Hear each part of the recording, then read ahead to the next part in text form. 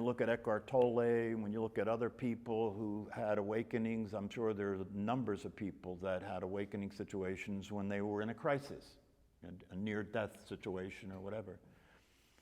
But what I have to say about that is, why wait for that? Why wait for that? Why isn't it enough that in your daily life that you're not really happy? Isn't that enough? You know, why wait for that? Isn't it enough that you wake up in the morning and you feel like life sucks? Isn't it enough that you wake up in the morning and you dread the day? Or you think about the day in terms of, what am I going to have to deal with today? That's the way your life shows up. Isn't that enough? Isn't it enough that our relationships don't work with the people we love the most? You know, that we find ourselves upset a lot, in conflict a lot, trying to figure out what's wrong, why does this keep happening? You know, why do I keep losing it? Why do I keep saying these angry things? You know, why is it that I'm not taking care of business? Why is it that I go through my day and my day is broken up with periods of frustration, periods of annoyance, periods of anger, periods of dissatisfaction, you know, and maybe here and there, you know, bits and pieces of periods of well-being, you know, just thrown in like a spice, but not the main course, right? Why isn't that enough? If you're not really happy and you understand that happiness is really possible, why isn't that enough? You know, that we wait until you're cornered, and then now tell me what to do. Tell me what to do, I'll do anything. You know, if you really start to pay attention, I mentioned the idea of, you know, creating a crucible, having a crucible, so that the crucible can have an impact on who you're being and really have you wake up to the fact that you're allowing your life to go on like a tragedy. You're allowing your life to go on like a tragedy. Because it's tragic that your relationship with your mind is such that you allow it to torture you. That's tragic. That your relationship with the voice in your head is such that you allow it to torture you. What do I mean by that? Well, isn't it criticizing you? Isn't it telling you how bad everything is all the time? Isn't it warning you? Isn't it telling you what things mean? That's one of the ways the mind really takes you to hell, telling you what things mean, you know. Somebody doesn't call that said they were going to call today, right? And you have that mean that they don't like you. There's no evidence for that. A lot of what you believe to be true is what you have things mean that has nothing to do with reality. And if you start paying attention to your life that way, you'll start to see that paying attention, just like in meditation, paying attention, not just in meditation, but paying attention in your moment-to-moment existence, allows you to start to see, because you're looking now. If you're paying attention, you're looking. Allows you to begin to see how crazy you are. Allows you to begin to see that this relationship that you have with the voice in your head, this relationship that you have with your mind is toxic. It's toxic. You're being abused by your own thought process. Isn't that enough? You know, isn't it enough that you can't sleep? Isn't it enough that you can't act in your own best interest? See, when I say that, I mean what I say. I mean that if you sit here and hear me talk about this possibility of being awake and what it has to offer, what the promise of it is, being happy, you know, being peaceful, experiencing satisfaction, knowing that death isn't real, you know, knowing that there's really no suffering in the world, that it's possible for you to wake up and celebrate life, be happy, enjoy the experience of being a human being in the world. If you understand that possibility, and then after understanding that possibility, nothing much changes, you don't start meditating every single day, that's what I'm pointing to when I say you can't act in your own best interest. You know, it's not a mystery. The diet that you could eat that would be a healthy diet is not kept secret. It's not kept secret. It's not under lock and key. You know, what it would take for you to have benefit from moving, exercising your body, that's not a mystery. That's not something that is esoteric. You know, I keep seeing articles, more and more articles these days, right? Because I've started doing a lot of walking exercise. I keep seeing more and more articles these days that say things like, if you walk 10,000 steps a day, Research has shown, they've actually done research on this, that if you walk 10,000 steps a day, the possibility of your dying earlier goes way down, like 30%. The possibility of your having cancer goes down like 40%. You know, this is research that's saying this, right? So they're saying the evidence is clear that if you do this one thing, if you walk, the body needs to exercise. It's built to move. If you do this one thing, you can increase the longevity of your life, and you can reduce the possibility that you'll have any heart problems or cancer. Do you think that changes anything? Most people will read that and say, oh, that's interesting, and they'll talk about it to other people, but they won't do it. They won't do it. So even if you have irrefutable factual information about how to live your life in a way that works, to maintain physical well-being, to maintain psychological and emotional well-being, even if you had factual information that says, this is what works, right? What I mean when I say you can't act in your own best interest is you can't do that. You can't do that. And I think it's very important to allow yourself to recognize that, to let it sink in, right? Let that bother you, you know? Let it bother you to see your helplessness. Let it bother you to witness the helplessness in your own life, that you're helpless in living your own life. If that doesn't bother you, then you're clearly dreaming a dream that's keeping you from being real, that's keeping you from being alive, keeping you from being awake. And the possibility is a real possibility. All the teachers that teach this say the same thing. This works. This works. If you're dreaming and you want to wake up, you have to practice letting the body relax. You have to practice letting the mind calm down. And if you practice this consistently, where the body gets relaxed enough and the mind calms down enough, right, you'll be able to see you're in a dream. You'll see it, that you're in a dream. If you wake up sufficiently and start to be able to notice the thought process, not like me thinking, no, but the thoughts are happening. I'm not thinking these thoughts, the thoughts are happening. If you wake up enough to be able to be a witness to your own thought process, you'll be witnessing your own insanity. You'll be witnessing your own masochistic and sadistic behavior. That nobody is, you know, we have this way of talking about things like everything's outside of us, you know. You're making me mad. You're confusing me. You're upsetting me. It upset me. It was awful, right? All our language points to the world, right?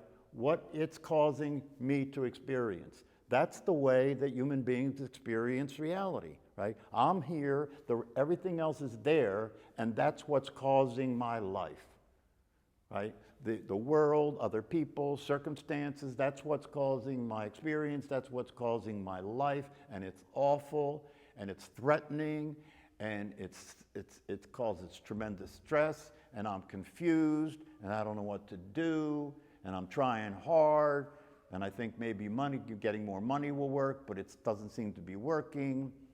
I try and control my temper, but when I try and control my temper, it seems that my temper is even worse. It's even worse, right? Whatever you resist persists, right? Whenever I try and control my temper, it's even worse. Why? Because it's energy. And if you control the energy, keep stuff in the energy, right, you're creating a bomb. Creating a bomb. And then the right thing comes along that you don't catch, right, and it explodes the whole thing. And now over a little thing that can happen, you become murderous. You know, you scream and act out and call people names, you know, and want to get a divorce and all the craziness that goes on, right? And then after that blowing up happens and you calm down, you realize, oh, Jesus, now what do I do? I can't go back and say I didn't mean it. That'll make me look crazy, make me look like a fool. So I just better get a lawyer and go through the divorce, and maybe, you know, next time it'll work, right? And then 2 or 3 years later, you find yourself in the same situation. It's not an accident, right? It's not an accident, because the brain and the mind, right, are, it's a pattern. They run patterns. It's a pattern. It's a pattern. If you look in your life and you have any degree of objectivity and you look at your life, you will see patterns. You will see patterns that certain things happened, and when they happen, you behave this way. whatever the pattern may be. It may be that you got fought or got into conflict. The pattern may be that you withdraw. Everybody's got a different way of dealing with the threat, right? That's why when somebody comes to psychotherapy, one of the jobs of the therapist is to start to understand their patterns. You start to understand their patterns, and then you start asking them the right questions. You can watch the pattern go backwards to their childhood.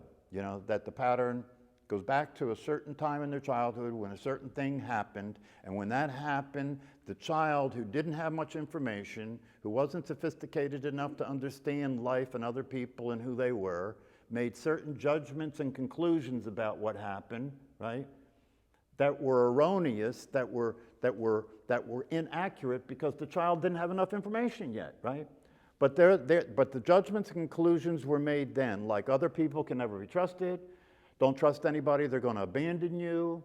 I'm not worthwhile, nobody will ever love me. This is all the shit that gets decided and concluded when you're a child with a child's mind, right? And then, jump forward 30 or 40 years later, you're behaving the same way as you were when you were a child. This is what I mean when I say most human beings don't progress beyond 7 or 8 years old emotionally.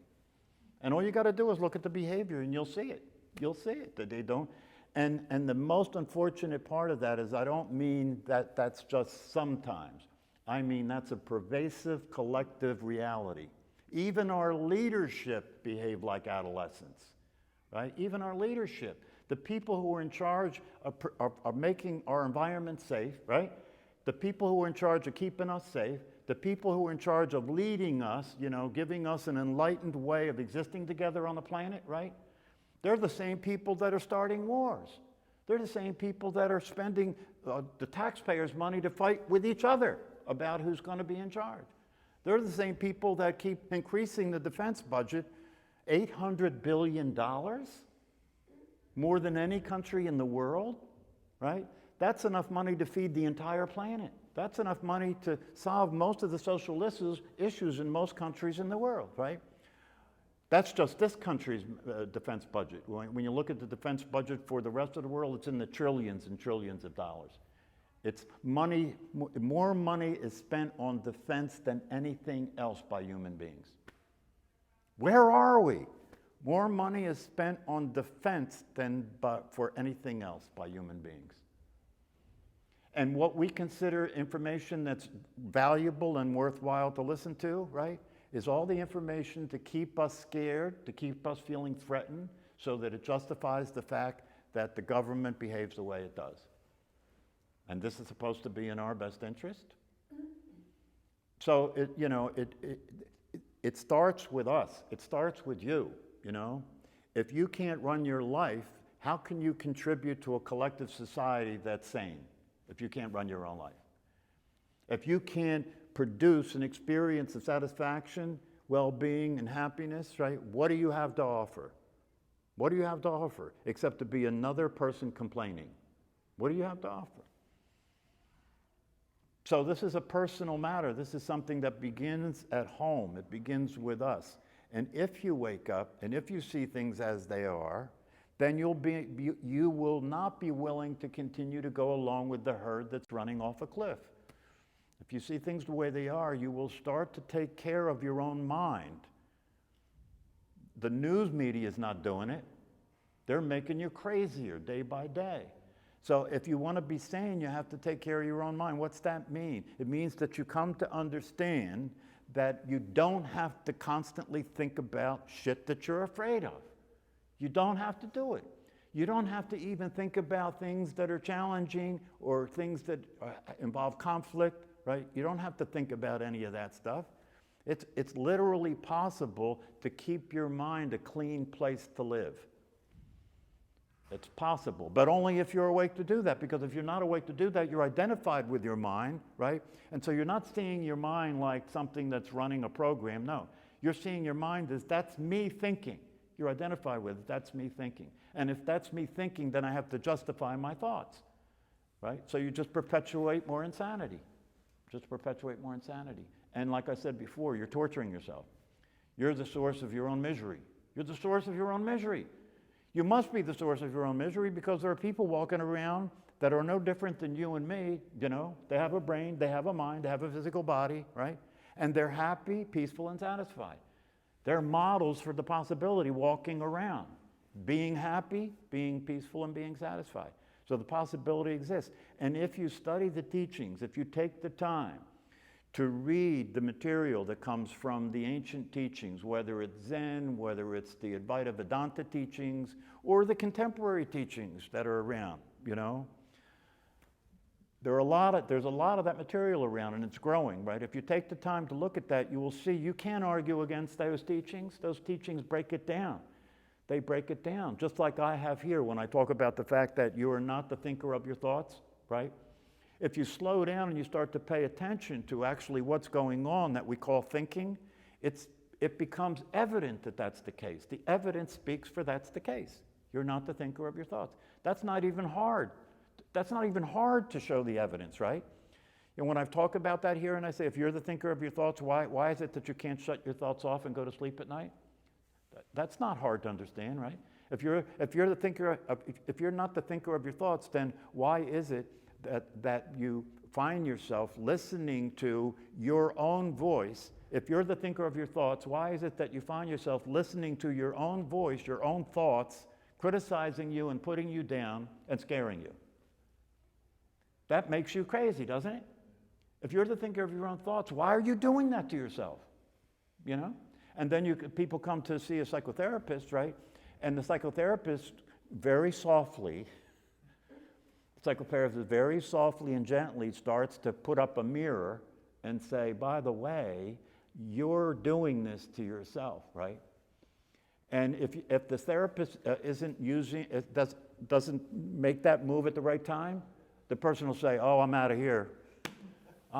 This guy's nuts. I came here telling him my problems, telling him how my wife's driving me crazy, how my kids are driving me crazy, how the economy's driving me crazy, how the president's making me nuts, and he's telling me I'm doing this to myself. So you have to gradually work up to that so the person can swallow the pill, right? But a lot of people can't even go near that possibility, right? They're so totally and absolutely committed to what they believe is the case in terms of being a victim, because that's what it is. You're being a victim. If circumstances are determining your experience, right? If other people are determining your experience, if the situation is, if how old you are is, if your health is, if whatever it is that determines your experience, then aren't you being a victim? You're a victim of circumstances. You're a victim of other people. You're a victim of politics. You're a victim of finances. You're a victim of time, right? So this is the bullshit that passes for people as the truth. Really, this is the bullshit that passes for people as the truth. So you have to come to see, and I said this to you guys before, if you're here, if it's true what Ramesh Balsekar says, if it's true what he says, it means that your being here is not an accident. That's what he's saying. He's saying that everything is scripted. And if your being here is not an accident, right, then I'm talking to the right people. I'm talking to people who, for whatever reason, I don't know, but who, for whatever reason, you're now in a position to be served a spiritual subpoena. You're now in a position to hear the real possibility, to hear what the reality of it is, reality of who we are is, the reality of what's real is. You're here to hear that. Now the question is, what are you going to do with it? What are you going to do with it? You know, is this something that you maintain an academic relationship to? Are you really looking at if this possibility is real? Are you really paying attention to your life to see what's going on there? Are you living the possibility? Are you living the conditioning? Are you living the possibility, or are you living the madness? Are you living the possibility, or are you living the thought process that goes on in your mind that keeps telling you the bad news all day long? It's up to you. But if you're here, obviously the possibility is being presented to you, and the possibility is a possibility that if you take full advantage of, you can come out of the misery. You can wake up. You can enjoy life. You can do, as I said in my book, you can die to live. You can die to live. What does that mean? It means stop thinking you're something that's not alive. Stop thinking you're something that's not alive. The personality is not alive. It's a program. It doesn't have consciousness. It's not awake. It's not aware. It can't see anything. It can't hear anything. The The personality is a program running in your mind, and it uses the voice in your head to talk to you. That's what's going on. That's not a lie. So if you want to wake up, you've got to break up your relationship with the dead thing. You know, you have to let what's dead be dead. That's what I mean by dying to live, right? Because if you think you're the personality and you think you're alive, you're mistaken. You're not alive. If you think you're the personality, you're dead. You're not living in the world, you're living in your head. You're not living in reality, you're living in a distorted perception of reality that's fear-based. And you call that life. So, you know, I hope that, because I'm not trying to beat you up, I'm not trying to confront you, right? I'm trying to be lovingly direct and lovingly honest and lovingly realistic with you. Because otherwise, what am I doing? If I allow this to be just an interesting conversation, then I'm really holding back, right? That's why you'll see sometimes, for those of you who listen to David Radin, right? You know, he tries to be nice, you know, tries to be courteous and pleasant and all that, right? But every once in a while, when somebody like pushes him too far, he'll just tell it like it is. Tell it like it is. And every once in a while, you have to do that, right? Because don't forget, and I said this in one of my other talks, and this is something you don't hear too much about, but once you're awake and you know the truth, right, you're not willing to tolerate anything other than that anymore. Because now you know, why should you? Why should you put up with ignorance? Especially your own, right? If you're not going to put up with your own ignorance, why should you put up with ignorance from anybody, right? So when you're awake, what becomes possible is situations may arise or other people may behave around you in such a way where you just say no. You just say no. That may be that you actually say it, or it may be that you behave in a way that's saying no, that I'm not going to participate with that, I'm not going to interact with that, right? You don't have to justify anything, you're not going to argue about it, right? It's just like somebody telling you that there's no sun. That's the way it occurs for somebody who's awake. Somebody's telling you the sun's out and the sun's shining and they're telling you there's no sun. You would just say, I'm sorry, no. You're not going to get into an argument about something like that. It's ridiculous. But that's how it is. That's the difference between what's real and what's not real. What's true and what's not true. Waking up won't change your personality. Your personality is always changing, isn't it? Yeah. Your personality is part of the impermanent world. It's always changing. Your thoughts are changing, your feelings are changing, your body's changing, your personality's changing. It's always changing, right? So it's not that it'll change your personality, but it'll change the way your personality is changing. It'll start changing in the direction of being consistent with reality instead of continuing to change in different mutations, different wrong understandings, different wrong beliefs that don't get you anywhere. Okay. It's already changing. We're not trying to change, we're trying to wake up. We're not trying to change, we're trying to be awake so we can see what's going on, right? So the difference when you're awake is that when you're thinking, you know you're thinking. That may sound like an obvious thing. It's not obvious.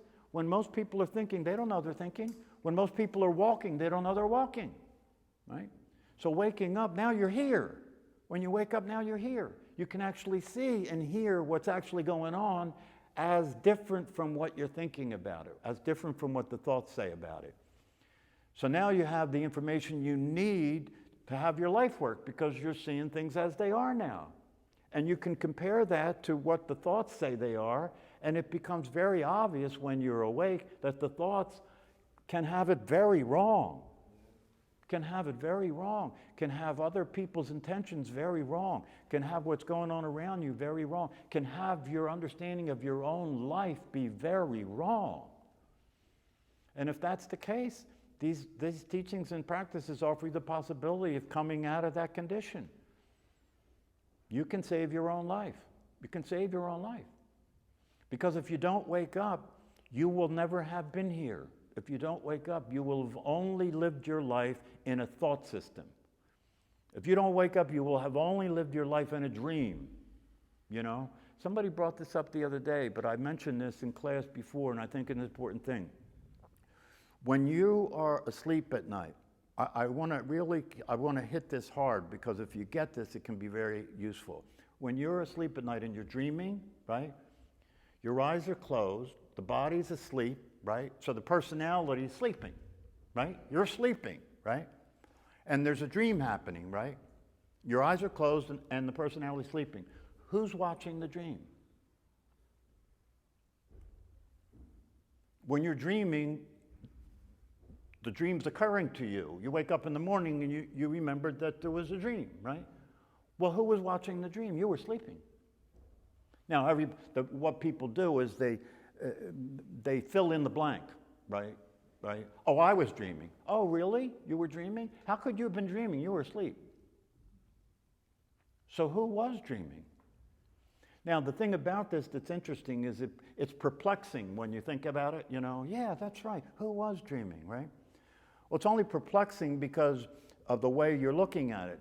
But if you look at it in a correct, realistic way, the same one was aware of the dream that's aware of your waking state.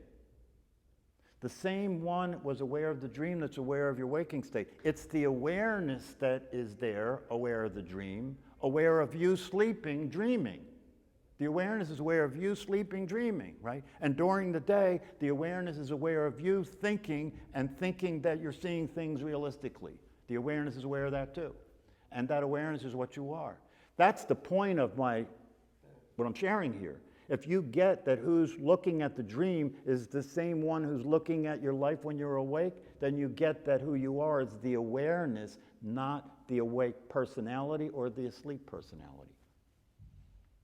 And the evidence is there. The evidence is right there that that's the case. If that's not the case, you tell me who's looking at the dream. Everything is happening in the light of awareness. David Radin says this all the time. Awareness is watching you meditate when you sit in meditation. Awareness is watching you meditate. But you're busy thinking about meditation. And if you go on a retreat, you know, the idea of the retreat is maybe we can wear that out. You know, maybe you can sit through that so it slows down a little bit, and then you realize, oh, there's an awareness aware of the body sitting here, breathing and practicing meditation. Oh, that's me. That's the real me. That's the whole teaching. That's the whole teaching. And when you experience that, along with that realization comes this relief. Oh, wow, I thought I was who I thought I was. It's a big relief to know that's not true. And you actually experience the relief. You actually experience being relieved, happy, satisfied, and at peace. For no reason. It's not coming from any circumstance. You discover that and you realize it's always been like this. It's always been like this. But I've been busy paying attention to a bad dream. See, this is what's possible and this is what's available, but it's not going to happen to you like good luck. It doesn't work like that. You're going to have to take charge of your life, and the only way you can do that is to be real, to be what you actually are. And until and if that happens, you know, you're just in a dream. It's just a dream. You're just having a dream. Life is but a dream. Wasn't that a song? Life is but a dream.